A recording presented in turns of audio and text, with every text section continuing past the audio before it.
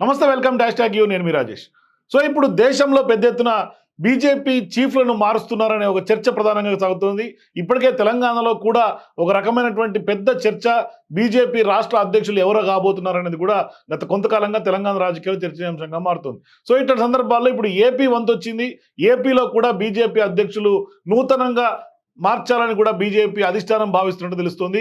మీరు కూడా ఈ వీడియో చూస్తున్నటువంటి ప్రేక్షకులందరూ కూడా బీజేపీ ఏపీ అధ్యక్షులు ఎవరైతే బాగుంటుందో, మరోవైపు పురంధేశ్వరి, ఇప్పుడు ఎవరైతే బీజేపీ చీఫ్ ఏపీకి ఉన్నారో పురంధేశ్వరి, ఆమెకి కీలక బాధ్యతలు అప్పచెప్పబోతున్నట్టు తెలుస్తుంది. ఎలాంటి బాధ్యతలు ఇస్తే ఆమె జాతీయ స్థాయిలో సక్సెస్ అవుతుందో కూడా మీ అభిప్రాయం కామెంట్ రూపంలో తెలియజేయండి.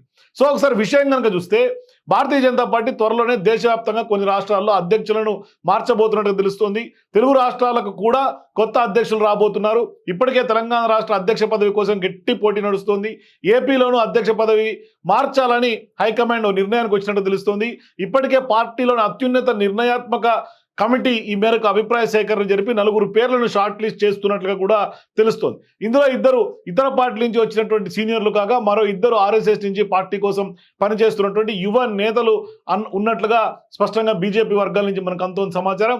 సో ఇప్పుడు ఏపీ బీజేపీ ప్రస్తుత అధ్యక్షురాలుగా ఉన్నటువంటి పురంధేశ్వరికి జాతీయ స్థాయిలో కీలక బాధ్యతలు ఇచ్చే అవకాశం ఉన్నట్లుగా తెలుస్తోంది. నిజానికి ఆమె మొదటి నుంచి జాతీయ రాజకీయాల్లోనే ఉన్నారు. ఎన్నికలకు ముందు వ్యూహాత్మకంగా పురంధేశ్వరికి పగ్గాలు, ఆంధ్రప్రదేశ్ బీజేపీ పగ్గాలు అప్పచెప్పారు. ఇప్పుడు రాష్ట్ర స్థాయిలో చురుగ్గా పనిచేసి యువ నేతకు ఛాన్స్ ఇస్తే పార్టీ కార్యక్రమాలు వేగం పుంజుకుంటాయంటూ కూడా భావిస్తున్నటువంటి పరిస్థితి. సో ఇప్పుడు అధ్యక్ష పదవి మార్చాలని డిసైడ్ అయిన తర్వాత పార్టీ నేతల నుంచి అభిప్రాయాలు సేకరించి సామాజిక వర్గ సమీకరణాలను వడబోసిన తర్వాత 4 పేర్లను ఫైనల్ చేసినట్లుగా బీజేపీ అధిష్టానం నుంచి మనకు సమాచారం.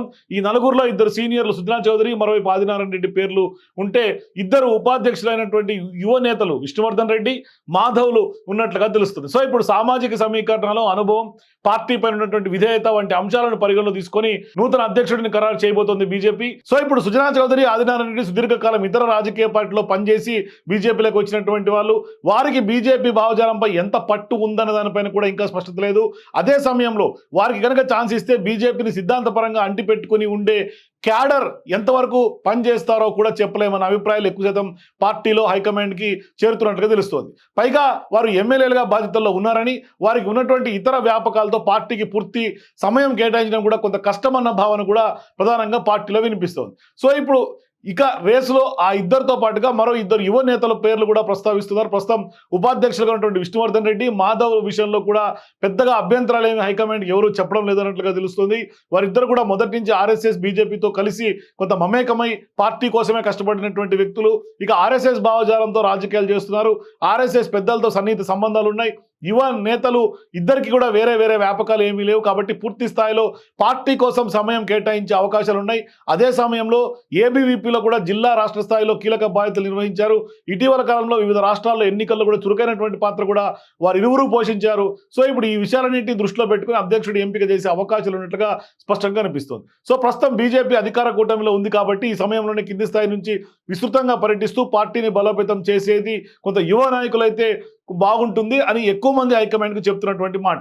సో ఇప్పుడు చాలా కాలంగా ఏపీలో రెడ్డి సామాజిక వర్గానికి అవకాశం కల్పించినటువంటి పరిస్థితి. అదే సమయంలో ఆ వర్గం నుంచి బీజేపీకి ఎక్కువగా సపోర్ట్గా ఉన్నారు. ఇక రాయలసీమ రెడ్డి వర్గం మద్దతుతో గతంలో మంచి ఫలితాలు సాధించాయి అన్నది కూడా కొంత నిజమైనటువంటి వాస్తవం. సో గతంలో మంచి ఫలితాలు సాధించారు కాబట్టి అలాగే రాయలసీమ ప్రాంతానికి కూడా ఏపీ బీజేపీ చీఫ్ పదవి కేటాయించలేదు. ఇవన్నీ చూస్తే రాయలసీమ ప్రాంతానికి చెందినటువంటి సామాజిక వర్గ సమీకరణాలు కలిసి వచ్చే విష్ణువర్ధన్ రెడ్డికి ఎక్కువ అవకాశాలు ఉన్నట్లుగా కొంత చర్చ అయితే నడుస్తుంది. సో మీరు కూడా ఆంధ్రప్రదేశ్లో కొత్త బీజేపీ అధ్యక్షులు ఎవరైతే బాగుంటుందో మీ అభిప్రాయాన్ని కామెంట్స్ రూపంలో తెలియజేయండి. For more videos please watch #you.